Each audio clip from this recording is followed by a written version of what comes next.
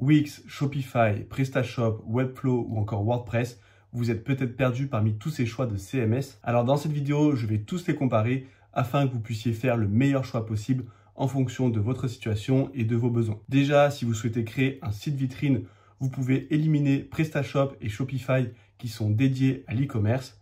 Et donc, il nous reste Wix, Webflow et WordPress. J'ai donc créé ce tableau comparatif entre ces trois CMS selon plusieurs critères pour que vous puissiez faire votre choix. Tout d'abord, j'ai mis la facilité d'utilisation. Ça, c'est un critère qui est important quand on est débutant et qu'on veut se lancer dans la création d'un site. Il faut que ça soit facile à prendre en main. On a Wix qui est très convivial, qui a un système de glisser-déposer qui est assez simple à prendre en main. Ensuite, on a Webflow, lui qui a une courbe d'apprentissage un peu plus difficile, même si ça reste un système de glisser-déposer. Quand on arrive sur l'interface, on a énormément d'options et on peut se retrouver un petit peu perdu. Et pour ce qui est de WordPress, là, eh bien, c'est flexible puisque ça va dépendre des outils que vous utilisez. Si vous utilisez un outil gratuit comme Elementor, vous allez facilement pouvoir créer vos pages en système de glisser-déposer également. Mais il y a beaucoup plus d'options dans WordPress. Donc, généralement, la prise en main est un peu plus difficile puisqu'on peut se retrouver un peu perdu parmi tous les choix. Donc, sur le critère de la facilité, j'ai mis Wix en gagnant. C'est celui qui est le plus simple. Mais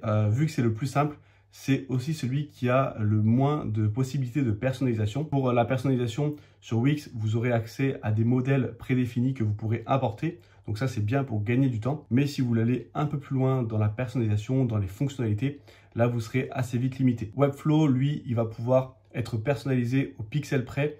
Au niveau du design, c'est vraiment très précis et vous allez pouvoir faire ce que vous voulez puisque Webflow, c'est un outil qui est destiné aux web designers. Donc, vous pouvez vraiment créer la mise en forme que vous souhaitez assez facilement. Et WordPress, c'est celui qui a le plus de possibilités de personnalisation puisque vous allez pouvoir créer n'importe quel type de projet, ajouter n'importe quelle fonctionnalité à votre site. Vous pouvez absolument tout faire avec WordPress. Donc, la prise en main est un peu plus difficile au début, mais une fois que vous maîtrisez WordPress, vous êtes absolument libre et vous pouvez faire ce que vous voulez. Donc là, sur ce point-là, c'est WordPress qui est gagnant. Ensuite, on a les fonctionnalités SEO. Donc là, c'est si vous voulez une stratégie de référencement pour attirer du trafic, c'est-à-dire être dans les premiers résultats sur Google et attirer du trafic gratuitement grâce à ça. Donc sur Wix, il y a des fonctionnalités de base, mais ça reste assez limité. Pareil pour Webflow. Et côté WordPress, on a beaucoup plus d'options dédiées au référencement. Tous les blogs qui ont une stratégie de référencement ou tous les sites qui ont une stratégie de référencement, ils utilisent WordPress puisqu'il y a plein d'applications qui permettent de faciliter le référencement et le contenu peut facilement être analysé par Google. Donc là encore, c'est WordPress qui va remporter ce point. Ensuite, performance et vitesse de chargement.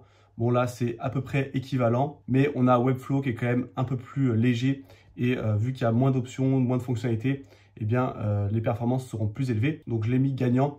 Mais là, ça sera à peu près équivalent pour les trois. Et pour WordPress, là, ça va vraiment dépendre de vous. Parce que sur WordPress, vous êtes un peu plus autonome. Vous gérez l'hébergement, par exemple. Et donc, ça va dépendre de l'hébergeur que vous choisissez, des images que vous importez et si vous installez ou pas un système de cache. Tout ça, c'est des critères qui font que la performance sur WordPress est assez variable. Ensuite, un critère important quand on se lance et qu'on est débutant, c'est le tarif. Donc, on a Wix qui commence à 12 € par mois. Ensuite, on peut monter, il me semble, jusqu'à 180 € par mois pour la formule la plus complète. Pareil pour Webflow, la formule basique, c'est 12,70 € par mois et on peut monter assez cher. Alors que WordPress est gratuit, vous avez juste l'hébergement à payer et vous pouvez trouver des hébergeurs d'une très bonne qualité à environ 3-4 € par mois. Donc là, c'est WordPress qui va gagner ce point. Il est 3 fois moins cher sur les formules de base et en plus, les formules de base, elles ne seront pas suffisantes pour tous les projets.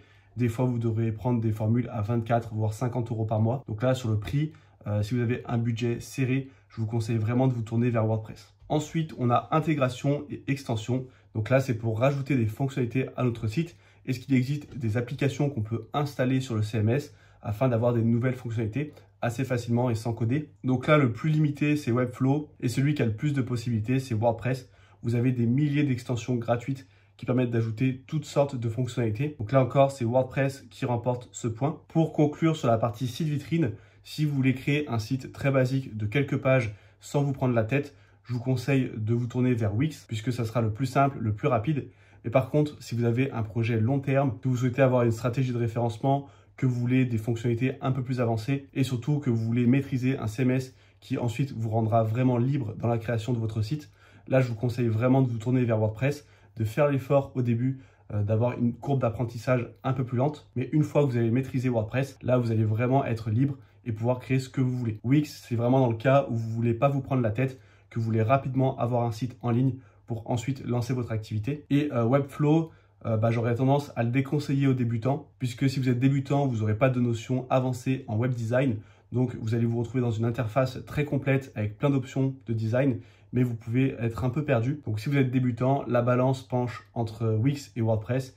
Et moi, je dirais plutôt WordPress. Sur le long terme, c'est le meilleur CMS à maîtriser. Si vous voulez voir comment créer un site avec WordPress, je vous affiche juste au-dessus une formation gratuite d'environ 1 heure où je vous montre toutes les bases de WordPress. Et en 1 heure, vous allez pouvoir créer un site vitrine. Je vous conseille vraiment d'aller voir cette formation gratuite. Comme ça, vous pourrez mettre en ligne votre site WordPress le plus rapidement possible. Là, on a vu le côté site vitrine. Maintenant, on va voir le côté site e-commerce. Et donc, j'ai choisi Shopify, PrestaShop et WordPress. Puisque avec WordPress, vous pouvez également faire de l'e-commerce grâce à une extension qui s'appelle WooCommerce. Et ici, j'ai repris les mêmes critères. Pour la facilité d'utilisation, là, je ne vais pas faire de suspense, c'est Shopify qui remporte ce critère, puisque Shopify est dédié à l'e-commerce et dès que vous arrivez sur l'interface, tout est indiqué très clairement, vous avez des modèles préconçus, donc c'est l'option la plus rapide pour créer votre boutique. PrestaShop, ça va être bien pour des grosses boutiques avec beaucoup de références, il reste simple à utiliser, mais un peu moins que Shopify. Et avec WordPress, du coup, c'est l'extension WooCommerce que vous allez installer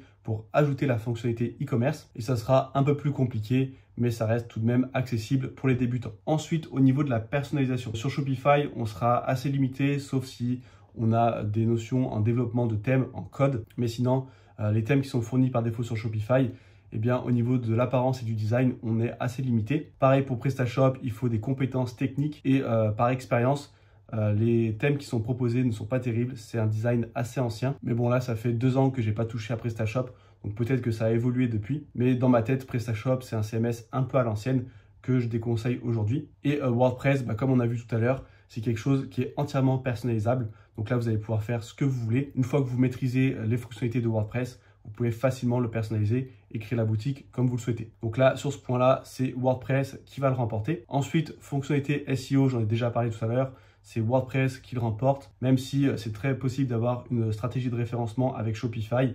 Il y a beaucoup de boutiques qui sont référencées et qui sont sur Shopify. Mais avec WordPress, ça va être plus simple. Il y aura de meilleurs plugins. Donc, c'est quand même WordPress qui remporte cette manche. Ensuite, au niveau des performances, là, ça va être Shopify qui va remporter cette manche puisque c'est vraiment optimisé pour les boutiques en ligne. Et vu qu'on est un peu moins libre dans la personnalisation, tout est déjà cadré, on va dire. Et du coup, les performances sont optimisées. Et pour WordPress, comme j'ai dit tout à l'heure, ça va varier selon ce que vous faites, selon l'hébergeur que vous prenez, ce que vous installez comme thème et plugin. Ensuite, au niveau du prix, là, on a Shopify qui est beaucoup plus cher que les autres, puisqu'on a une formule à 30 € par mois, plus une commission, plus les applications qui sont souvent payantes. Donc, on peut vite se retrouver à payer 100 € par mois pour une boutique Shopify. Donc ça revient quand même assez cher. Alors que PrestaShop et WordPress, les deux sont gratuits. On a juste l'hébergement à payer. Donc ça revient à quelques euros par mois. Et sur WordPress, on a plein d'applications qui sont gratuites pour l'e-commerce et qui permettent d'ajouter certaines fonctionnalités. Ensuite, intégration et extension. Eh bien, dans Shopify, on va avoir plein d'applications dédiées à l'e-commerce. Même si la plupart sont payantes, on a énormément de fonctionnalités et on peut faire à peu près tout ce qu'on veut. Sur PrestaShop, on en a pas mal aussi, mais un peu moins que sur Shopify et WordPress. Donc WordPress et Shopify, je les mets tous les deux en gagnant parce qu'ils ont tous les deux plein d'extensions pour l'e-commerce.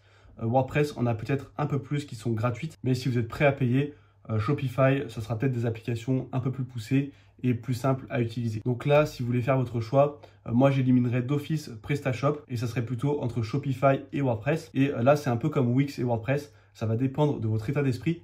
Si vous ne voulez pas vous prendre la tête, que vous voulez commencer rapidement, que vous voulez une boutique un peu clé en main sans trop la personnaliser, eh bien, je vous conseille d'aller sur Shopify. Bien sûr, du coup, il faut le budget qui va avec puisque ça peut revenir rapidement à plusieurs dizaines d'euros, voire une centaine d'euros par mois. Mais si vous voulez avoir complètement la main sur votre boutique, pouvoir faire les personnalisations que vous souhaitez, que vous avez un budget un peu plus limité et que vous êtes prêt à prendre du temps pour configurer votre boutique et ensuite être totalement libre, eh bien là, je vous conseille de vous pencher sur WordPress. Je vous affiche également une vidéo juste au-dessus où je vous présente comment créer une boutique de A à Z sur WordPress. Comme ça, vous verrez toutes les options. Et si vous décidez de vous intéresser à WordPress, je vous conseille de télécharger gratuitement la boîte à outils WordPress en cliquant sur le bouton juste en dessous. C'est un document privé dans lequel j'ai regroupé les meilleurs outils et plugins pour bien débuter sur WordPress. Et je vous affiche également une formation gratuite sur WordPress pour que vous puissiez le prendre en main le plus rapidement possible.